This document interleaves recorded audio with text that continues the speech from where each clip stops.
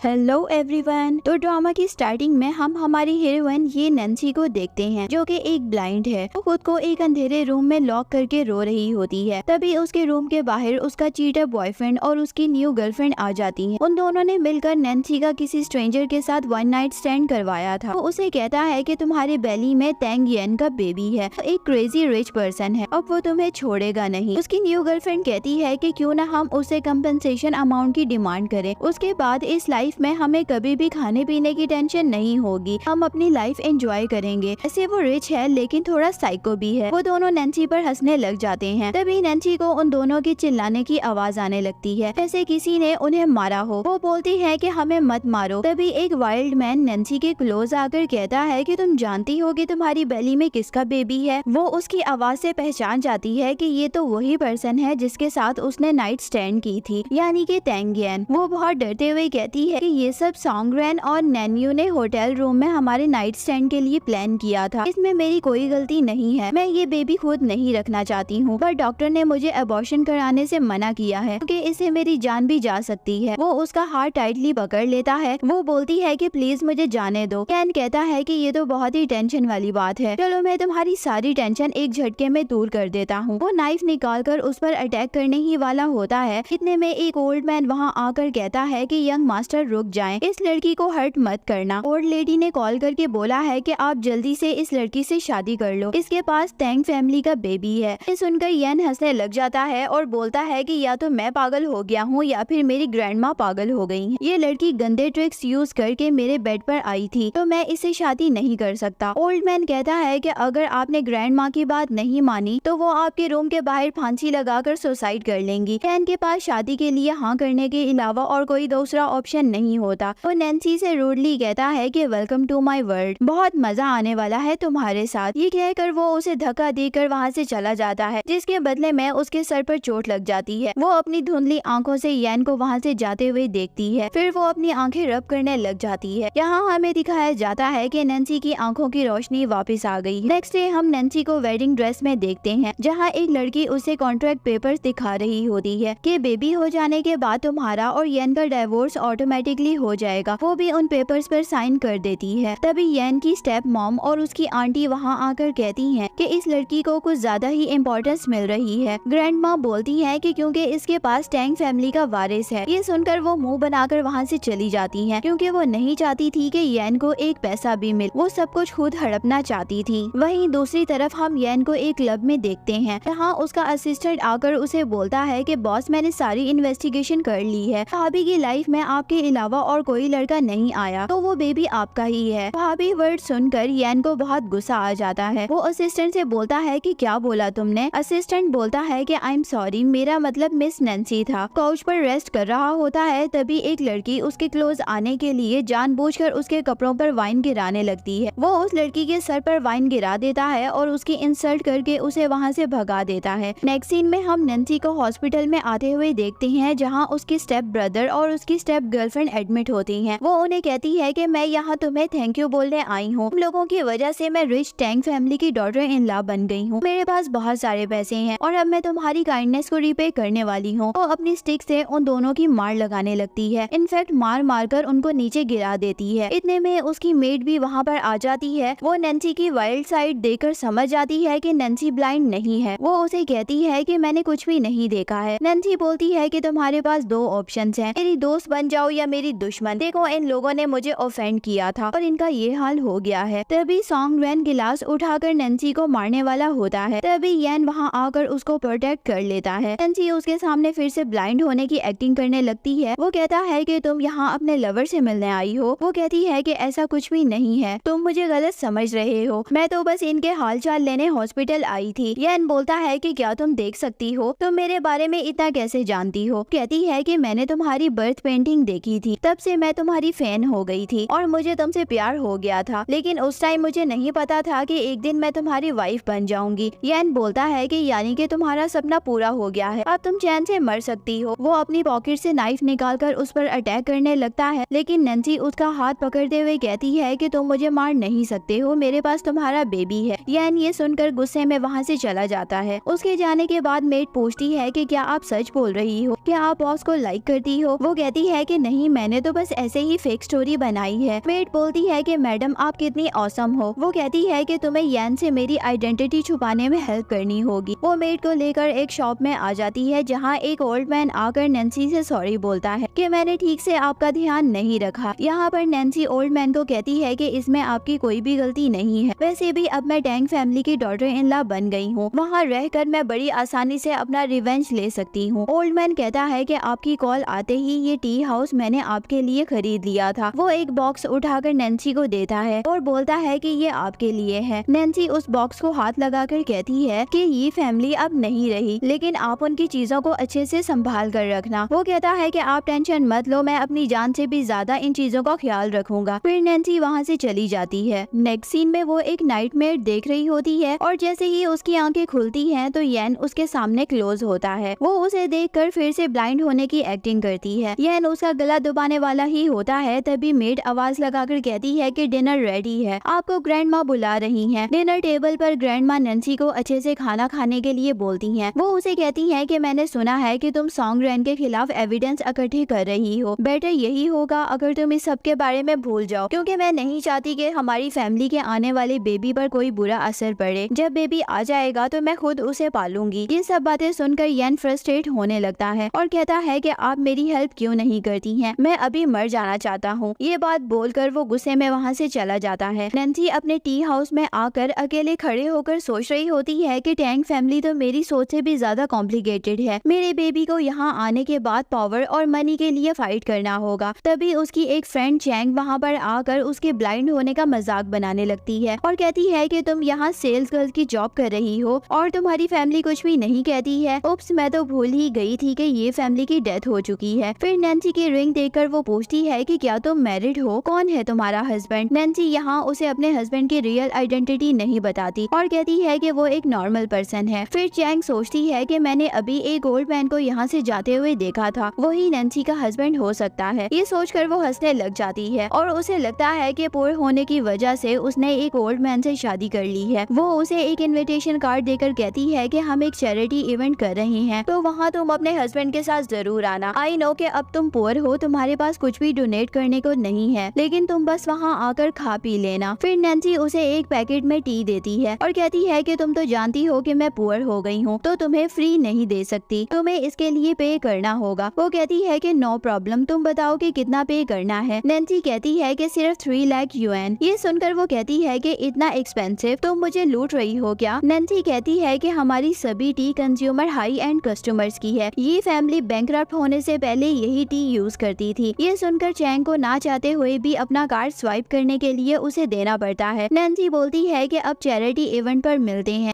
आगे हम charity day का सीन देखते हैं जहाँ पर Nancy old man uncle song के साथ वहाँ पर पहुँच जाती है। चैंग उसे देखकर कहती है कि ओह, तुम अपने ओल्ड हस्बैंड के साथ यहाँ पर आ गई हो। यहाँ पर वो ओल्ड मैन बोलता है कि चुप करो तुम, मैं इनका सर्वेंट हूँ, तो तुम ये बकवास करना बंद करो। वहाँ के सभी गेस्ट भी नैन्सी का मजाक बनाने लग जाते हैं। तभी एक अंकल नैन्सी के पास आकर उसके साथ फ्लर्ट करने लगते हैं और कहती है कि मैं इस ओल्ड मैन से तो बेहतर हूँ और तुम्हें बहुत खुश रखूंगा। ये कहकर वो उसके साथ जबरदस्ती करने लग जाते हैं। नैन्सी उसको दूर करती है तो वो चिल्लाने लगता है और कहता है कि तुम्हारी औकात ही क्या है, ये तुम मत भूलो कि तुम एक ब्लाइंड हो और तुम्हारे पास पैसे नहीं हैं। वो नैन्सी की मॉम के लिए भी बुरा भला सुनाने लग जाता है। वो उसे एक थप्पड़ मारकर कहती है कि तुम खुद एक कमीने इंसान हो, दुनिया में हर कोई तुम्हारी तरह गिरा हुआ नहीं होता। फिर वो अंकल उसे मारने वाला होता है कि तभी यैन वहाँ आकर उसे प्रोटेक्ट कर लेता है। यैन को अपने सामने देखकर वो अंकल उसे अपोलोजाइज करने लगता है और कहता है कि इस ब्लाइंड बिच ने मुझे पहले हिट किया था। ये सुनकर यैन को बहुत गुस्सा आने लगता है। वो उसे बहुत ही बुरी तरह मारता है और उसकी हालत खराब करके उसे वहाँ से भगा देता है। चैंग सोचने लगती है कि ये सिटी का सबसे हैंडसम और रिच बंदा होकर एक ब्लाइंड के लिए फाइट क्यों कर रहा है, कहीं इसे नैन्सी से प्यार तो नहीं हो गया। नैन्सी उसे टच करके कहती है कि यैन, क्या ये तुम हो? थैंक यू मेरी हेल्प करने के लिए। वो पूछता है कि तुम यहाँ पर क्या कर रही हो। वो उसे बताती है कि यहाँ मेरी फ्रेंड ने इनवाइट किया है। फिर वहाँ पर चैरिटी ऑक्शन शुरू हो जाता है। सभी लोग एंशिएंट चीजों के लिए बड़ी बड़ी बिडिंग करने लगते हैं। फाइनली वो बॉक्स भी आ जाता है जिसका नैन्सी को बेसब्री से इंतजार था। उस बॉक्स में उसका फैमिली बुद्धा बीस्ट ब्रेसलेट होता है। वो उस बॉक्स के लिए 1 मिलियन की बोली लगाती है। ये सुनकर सभी उसका मजाक बनाने लग जाते हैं। चैंग सोचती है कि इस पुअर के पास 1 मिलियन भी कहां से आएंगे, इसीलिए उसकी इंसल्ट करने के पर्पज से वो स्टेज पर आकर कहती है कि नैन्सी मेरी स्कूल की फ्रेंड है, आजकल वो गरीबी में जी रही है, अगर उसे ये ब्रेसलेट इतना ही पसंद आ गया है तो मैं उसे 1 मिलियन में ही सेल कर दूंगी। वो ब्रेसलेट लेकर उसके पास जाती है और उसे कार्ड स्वाइप करने के लिए कहती है और बोलती है कि तुम्हें सारी पेमेंट 1 शॉट में करनी होगी, हम लोग इंस्टॉलमेंट अलाउ नहीं करते। ये सुनकर सभी उसके पुअर होने का मजाक बनाने लग जाती हैं। तभी नैन्सी अंकल सॉन्ग को कार्ड स्वाइप करने के लिए कहती है। जैसे ही पेमेंट सक्सेसफुल हो जाती है, ये देखकर चैंग बहुत ही शॉक्ड होकर कहती है कि तुम्हारे पास इतने पैसे कहां से आए। वो उसे कहती है कि कल तुमने ही तो मेरे साथ 3 लाख युएन का बिजनेस किया था। बाय द वे मैं एक करियर ओरिएंटेड लड़की हूँ और मेरी शादी एक वेल्दी फैमिली में हुई है। मेरा हस्बैंड एक रिच मैन है। यहाँ पर चैंग उसके हस्बैंड के बारे में पूछती है तो नैन्सी कहती है कि मैं तुम्हें बता तो दूंगी, लेकिन तुम गॉसिप्स करने वालों में से हो और मैं अपनी प्राइवेट लाइफ को प्राइवेट ही रखना चाहती हूँ। यहाँ पर येन भी सोच रहा होता है कि ये बातें बनाने में कितनी एक्सपर्ट है, कितनी इजीली ये सबके सामने मेरी आइडेंटिटी छुपा रही है। नेक्स्ट सीन में वो दोनों घर आ जाते हैं। येन उसे पूछता है कि एक ब्रेसलेट के लिए तुमने अपनी सारी सेविंग्स क्यों लगा दी। नैन्सी बोलती है कि मेरे लिए ये ब्रेसलेट बहुत ही इम्पोर्टेंट है। फिर येन उसे बेड पर गिराकर उसके साथ रोमांस करने लगता है। नैन्सी उसे धक्का देकर खुद से दूर कर देती है। येन कहता है कि क्या हुआ, तुमने तो कहा था कि तुम मुझे लाइक करती हो। वो उसे कहती है कि तुमने सही कहा, मैं तुम्हें लाइक करती हूँ लेकिन तुम मुझे लाइक नहीं करते हो। वो कहता है कि तुमने पहले भी तो मेरे साथ बेड शेयर किया था, तो अब क्या प्रॉब्लम है। वो फिर से उसके क्लोज जाने लगता है। तभी उसके पास उसके डैड की कॉल आ जाती है और वो वहाँ से जाने लगता है, लेकिन फिर वो पीछे मुड़कर उस ब्रेसलेट को उठाकर अपने हाथ में पहन लेता है और कहता है कि ये लकी ब्रेसलेट है ना। नैन्सी उसे कहती है कि ये ब्रेसलेट मेरे ग्रैंडपा ने ग्रैंड मॉम को as a token of love दिया था, ये बहुत ही प्रीशियस है मेरे लिए। वो कहता है कि ठीक है, अगर मैं जिंदा वापस आ गया तो मैं जान जाऊंगा कि ये फालतू चीज भी वर्क करती है। येन जल्दबाजी में अपना फोन भी वहीं भूल जाता है और जब उस पर उसके फ्रेंड की कॉल आती है तो नैन्सी आंसर कर लेती है। तब उसे पता चलता है कि आज येन का बर्थडे है। उसका इंतजार करते करते नैन्सी सो जाती है। नेक्स्ट मॉर्निंग जब वो उठ के वॉशरूम जाती है तब येन को शॉवर लेते हुए देखती है। उसकी शर्ट पर बहुत सारा ब्लड लगा हुआ होता है। वो उसे कहती है कि सॉरी, मुझे नहीं पता था कि तुम यहाँ पर हो, मैं जा रही हूँ, तुम आराम से शॉवर लेकर आ जाना। येन उसका हाथ पकड़कर अपने साइड पर खींच लेता है और फोर्सफुली उसके साथ रोमांस करने लगता है। वो कहती है कि प्लीज स्टॉप, इससे बेबी को नुकसान हो सकता है। फिर वो कहती है कि मुझे तुम्हारी शर्ट से ब्लड की स्मेल आ रही है, प्लीज मुझे जाने दो। लेकिन येन उसकी एक भी नहीं सुनता और अचानक से नैन्सी उसको धक्का देकर दूर कर देती है, जिसकी वजह से उसकी इंजरी में पेन होने लगती है। वो कहती है कि आई एम सॉरी, मैं अभी तुम्हारे लिए मेडिसिन लेकर आती हूँ। ये बोलकर वो जल्दी से बाहर चली जाती है। नेक्स्ट सीन में नैन्सी अपने टी हाउस में बैठकर सोच रही होती है कि येन ऐसा क्या कर रहा है जिसकी वजह से उसको इतनी सीरियस इंजरीज हो गई हैं। अंकल सॉन्ग उसे आकर कहता है कि बहुत सारे कस्टमर्स ने अपने ऑर्डर कैंसिल कर दिए हैं, ऐसे तो हम बर्बाद हो जाएंगे। तभी येन की ग्रैंडमा अपनी फ्रेंड के साथ वहाँ पर आ जाती हैं। वो उनके लिए टी सर्व करती है। तभी ग्रैंडमा की फ्रेंड वॉशरूम चली जाती है। ग्रैंडमा नैन्सी से कहती है कि तुम टैंग फैमिली की डॉटर इन लॉ हो, तो तुम्हें पैसे कमाने की क्या जरूरत है, हमारे पास ऑलरेडी बहुत सारे पैसे हैं। नैन्सी कहती है कि ये मेरा पर्सनल मैटर है, आप बेबी की टेंशन ना लो। मैं जानती हूँ कि अगर बेबी को कुछ भी हुआ तो आप लोग मुझे छोड़ेंगे नहीं, इसीलिए मैं एक्स्ट्रा केयरफुल रहूंगी और मैं कभी किसी को पता नहीं चलने दूंगी कि मैं टैंग येन की वाइफ हूँ। ग्रैंडमा नैन्सी को टी हाउस चलाने की परमिशन दे देती हैं। वो उसे कहती हैं कि तुम येन के पास जाओ और उसे कहना कि आज रात फैमिली डिनर है, उसके डैड आने वाले हैं तो तुम टाइम से घर आ जाना। नेक्स्ट सीन में हम येन को एक पर्सन को पीटते हुए देखते हैं। उस पर्सन ने येन को चीट किया होता है।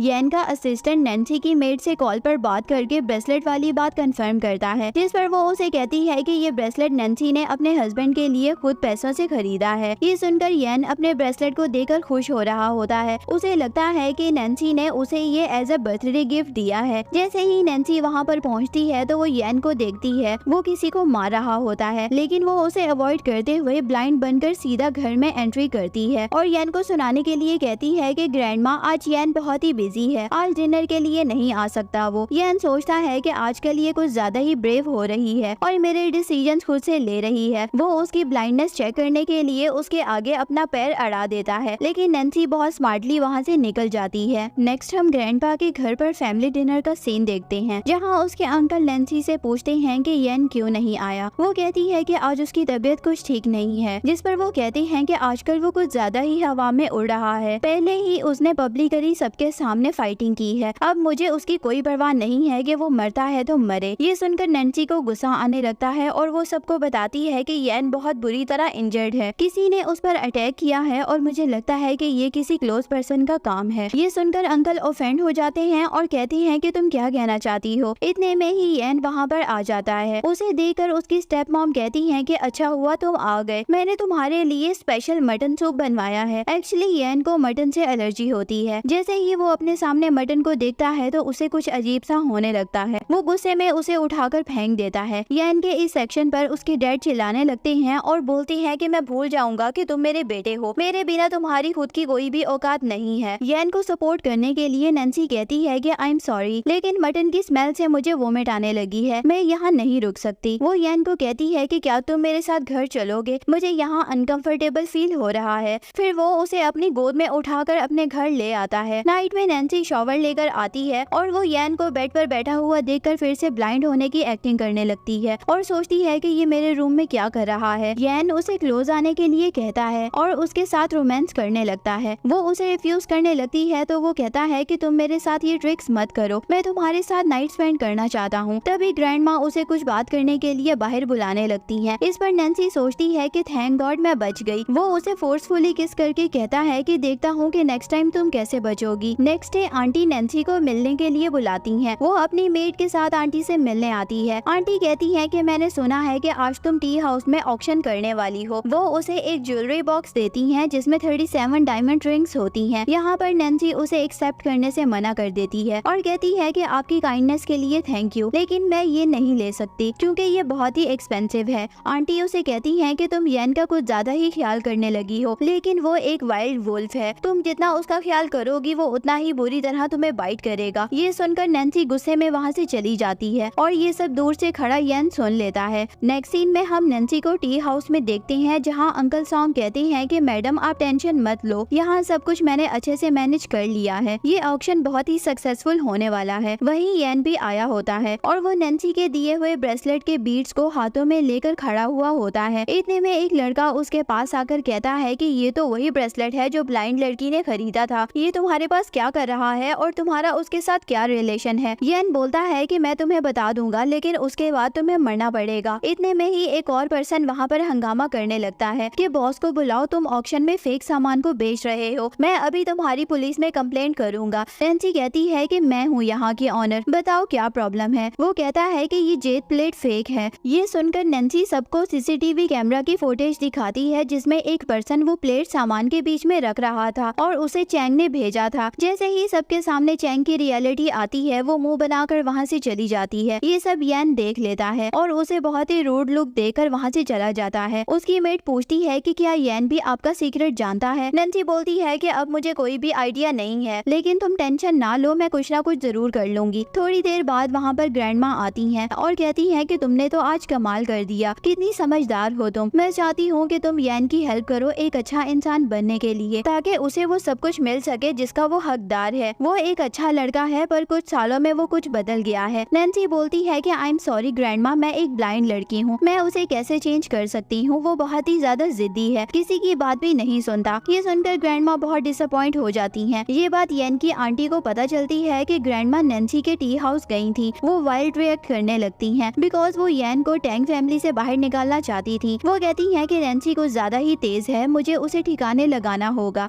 नेक्स्ट सीन में नैन्सी अपनी मेट के साथ बाहर आई होती है, तभी दो लोग पीछे से उन पर अटैक करने लगते हैं और किडनैप करने की कोशिश करते हैं। तभी सामने से येन आ रहा होता है, लेकिन वो उसे बिना देखे वहाँ से चला जाता है। तभी अंकल जैंग उसे कार में बिठा लेते हैं और वो पूछती है कि आप मेरे साथ ऐसा क्यों कर रहे हो, मेरी टमी में टैंग फैमिली का बेबी है, आप प्लीज मुझे जाने दो, इसके बदले मैं आपको सेटल होने में हेल्प करूंगी। जैंग कहता है कि चुप रहो, तुम तो येन की मिस्ट्रेस हो और तुम आज मरने वाली हो। तभी येन की कार उनके सामने आ जाती है और जैंग को शूट कर देता है। वो नैन्सी प्रिटेंड करते हुए कहती है कि येन तुम यहाँ पर क्या कर रहे हो, यहाँ पर गोलियां चल रही हैं, कोई तुम्हें भी मार देगा, मुझे छोड़ दो और अपनी जान बचाओ। वो कहता है कि क्या तुम्हें मेरी इतनी परवाह है, तुम सच में मुझसे इतना प्यार करती हो तो चलो साथ में मर जाते हैं। वो उसे कार से बाहर निकालकर उसके फेस के सामने अपना हाथ हिलाने लगता है, लेकिन वो कोई भी रिएक्ट नहीं करती। फिर वो सोचती है कि मैं ज्यादा देर तक इसके सामने अपना सीक्रेट हाइड नहीं कर सकती। फिर ड्रामा करने लगती है कि मेरी आंखों में बहुत तेज पेन हो रहा है और मुझे बहुत तेज लाइट दिखाई दे रही है। यन उसे पूछता है कि क्या अब तुम देख सकती हो? वो कहती है कि मुझे कुछ भी साफ दिखाई नहीं दे रहा। वो उसे कहता है कि अपनी आंखें बंद करो। वो उसे उठाकर हॉस्पिटल ले आता है। वो जैसे ही अपनी आंखें खोलती है तो वहाँ पर कोई स्ट्रेंजर पर्सन खड़ा होता है। वो उसे देखकर जानबूझकर कहती है कि क्या तुम यन हो, ताकि यन को उस पर शक ना हो। तभी यन उसके बाल पकड़कर कहता है कि क्या तुम सच में ब्लाइंड हो? नैन्सी बोलती है तो क्या तुम यन हो? तुम तो सच में बहुत ही हैंडसम और गुड लुकिंग हो। ये सुनकर वो बहुत ही खुश हो जाता है। फिर वो उसे अपनी मेड का पूछती है तो वो कहता है कि वो ठीक ठाक है, वो जैंग मर गया है। वो कहती है कि जरूर उनके पीछे कोई और मास्टरमाइंड होगा। वो कहता है कि मैं तुम्हारी रिवेंज लेने में हेल्प करूंगा, इसके बदले में तुम्हें मेरे साथ एक बार बेड शेयर करना पड़ेगा। वो कहती है लेकिन तुम मुझे लाइक नहीं करते हो। वो बोलता है कि ऐसी चीजों के लिए इमोशंस की जरूरत नहीं होती। नैन्सी कहती है कि ये सही नहीं है। वो गुस्से में वहाँ से चला जाता है। उसके जाने के बाद वो ग्रैंडमा को कॉल करके कहती है कि मैं आपसे प्रॉमिस करती हूँ कि मैं यन को चेंज करके रहूंगी, लेकिन इसके बदले में मुझे मेरी ये फैमिली का ओल्ड हाउस चाहिए। ग्रैंडमा कहती है कि नो प्रॉब्लम, मिल जाएगा, बस तुम मेरे यन को एक अच्छा इंसान बना दो। तभी अंकल सॉन्ग उसके पास आकर कहते हैं कि टैंग फैमिली बहुत ही डेंजरस है, आप यहाँ पर और नहीं रह सकती। वो कहती है कि अंकल मेरे डैड हमेशा कहते थे कि तुम जितना सहोगी दुनिया उतना ही तुम्हें तंग करेगी। मैं ऑलमोस्ट 2 बार मरते हुए बची हूँ, अब ये मेरा रिवेंज का टाइम है। अंकल सॉन्ग कहती है कि तुम ये सब अकेले कैसे करोगी, तुम्हारे पास तो कोई सपोर्ट भी नहीं है। नैन्सी कहती है कि आप बिल्कुल सही कह रहे हैं, ये फैमिली में अब बस मैं ही बची हूँ, लेकिन आप मेरी टेंशन ना लो, मैं इनफ हूँ खुद को सपोर्ट करने के लिए। अगर कोई मुझे एक थप्पड़ मारेगा तो मैं उसे बदले में 10 थप्पड़ मारूंगी। तभी उसे यन की कॉल आती है और वो उसे एक क्लब में बुलाता है। जैसे ही नैन्सी क्लब में जाती है तो देखती है कि वहाँ बहुत सारी बॉटल्स टेबल पर रखी हुई हैं। यन कुछ ज्यादा ही नशे में होता है। वो उसे भी ड्रिंक करने के लिए कहता है तो वो बोलती है कि मैं प्रेग्नेंट हूँ, मैं ड्रिंक नहीं कर सकती। वो उसे कहता है कि तुम्हारे पास ना बोलने का ऑप्शन नहीं है। फिर 2 लोग आकर नैन्सी के साथ ड्रिंक करने की कोशिश करते हैं और उसे जबरदस्ती करने लगते हैं। यन अपने नाइफ से उन पर अटैक करता है और अपने असिस्टेंट से कहता है कि तुम इन दोनों के हाथ काट दो, जिन हाथों से इन्होंने मेरी वाइफ को टच किया है। नैन्सी कहती है कि बहुत जल्दी तुम डैड बनने वाले हो, आखिर तुम कब तक अपनी लाइफ को ऐसे जीते रहोगे। यन उसे अपनी फीलिंग्स एक्सप्रेस करता है और नैन्सी भी उसकी फीलिंग्स को एक्सेप्ट कर लेती है। नेक्स्ट सीन में यन की डैड की मिस्ट्रेस और उसके अंकल की वाइफ ड्रामा करके उसके पास आती हैं और कहती हैं कि कुछ मास्क पहने हुए लोगों ने हमें किडनैप कर लिया था, बड़ी मुश्किल से जान बचाकर हम यहाँ पर आए हैं। ये सब वो यन को फंसाने के लिए कर रही थी।